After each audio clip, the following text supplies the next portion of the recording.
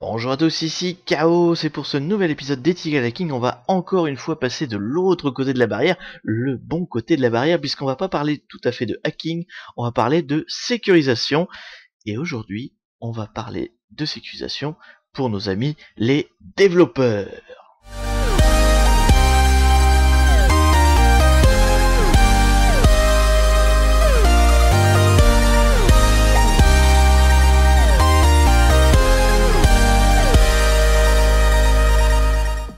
Si vous me suivez un petit peu sur les réseaux sociaux, vous savez à quel point j'ai un amour profond pour les développeurs, parce que j'ai été administrateur système, et développeur administrateur système, si vous voulez, c'est un peu comme les Normands et les Bretons quand il s'agit de parler du Mont-Saint-Michel, mais ce n'est pas une raison pour ne pas les aider dans la sécurité. Donc je vais essayer de vous expliquer les points essentiels pour bien sécuriser son code quand on est développeur.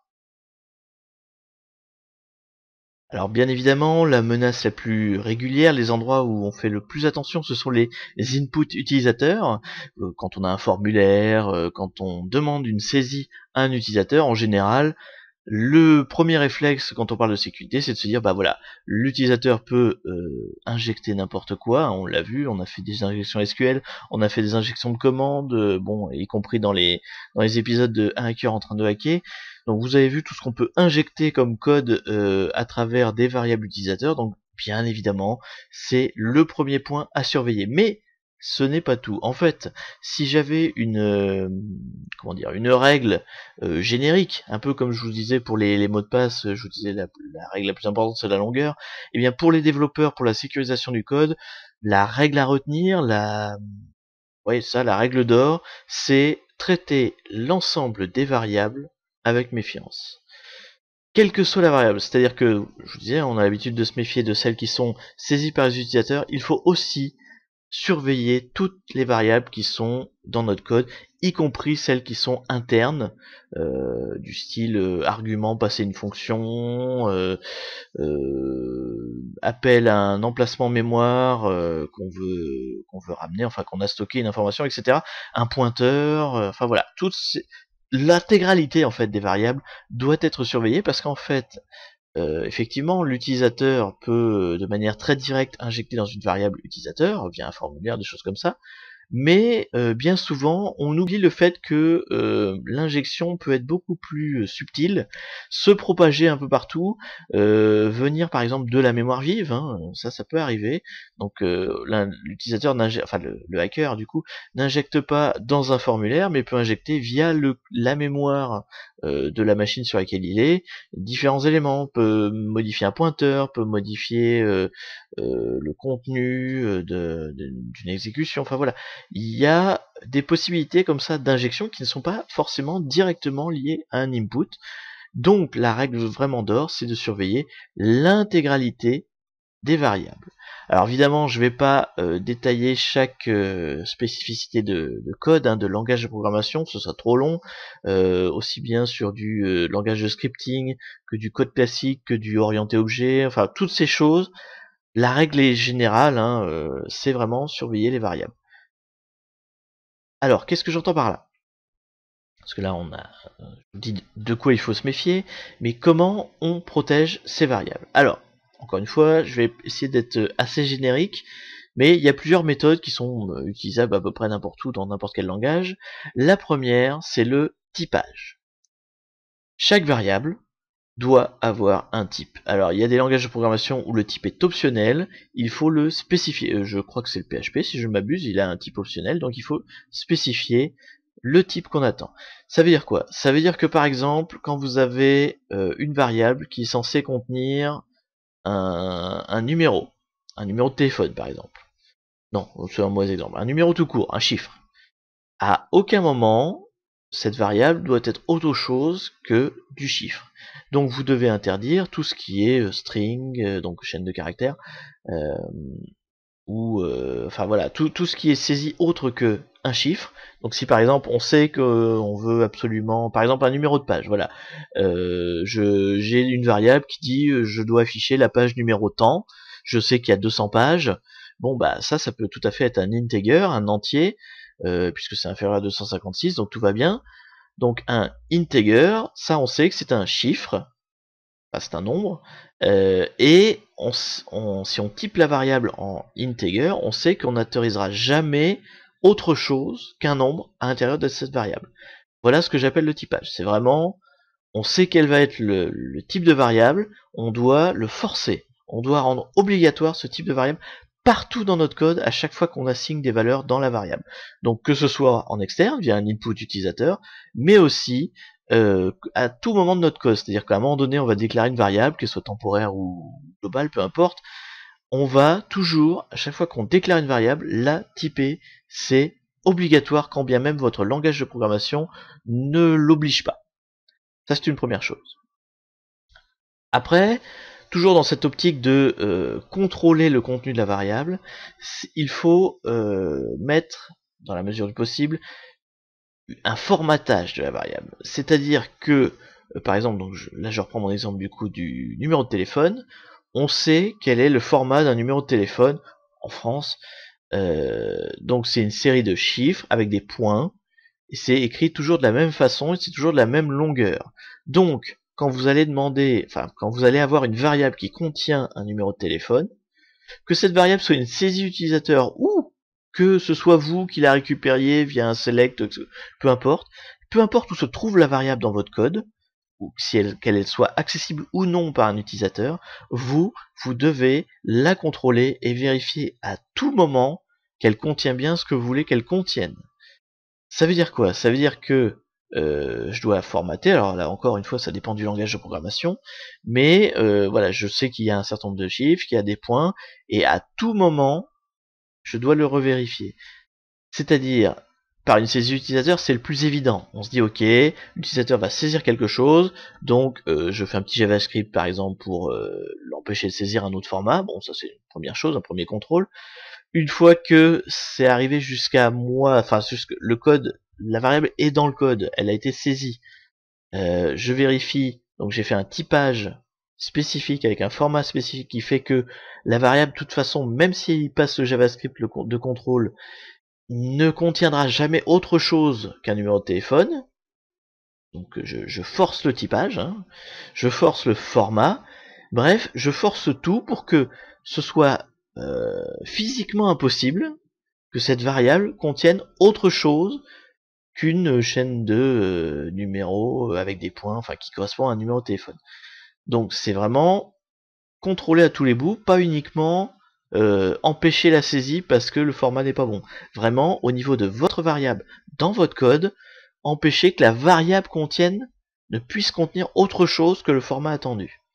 Alors selon les langages de programmation, c'est pas toujours évident, mais il y en a pas mal où on peut spécifier un format, donc un type personnalisé finalement, donc un formatage spécifique, ou carrément via des expressions régulières, vous pouvez après faire des conditions. C'est-à-dire que si votre langage de programmation ne permet pas ce typage fin, ce formatage fin de la variable, vous pouvez juste derrière, même si c'est pas une saisie, juste derrière avoir assigné la variable, enfin le contenu de la variable dans la variable, faire un conditionnel, un if, qui vérifie que le contenu respecte le bon format. Voilà. Sinon, ça le remet à nul. Ou ça recommence. Enfin, après, voilà, vous pouvez gérer l'erreur comme vous voulez, mais ça doit être traité comme une erreur si le contenu ne correspond pas à la variable. Et donc, toutes vos variables doivent être extrêmement cadrées, extrêmement spécifiques sur le contenu qui est attendu. Vous ne devez pas, à aucun moment, sauf si vraiment vous n'avez pas le choix, vous ne devez pas avoir une variable qui permet de contenir n'importe quoi. Donc typiquement, c'est justement la variable string, en fait. Voilà. Vous ne devez pas avoir de variable string, on va dire en gros. Et si vraiment c'est une chaîne de caractères qui est attendue, c'est vraiment du texte qui est attendu, alors là, il faudra faire doublement attention, puisque c'est ce genre de variable-là qui va être le plus à même d'être attaqué.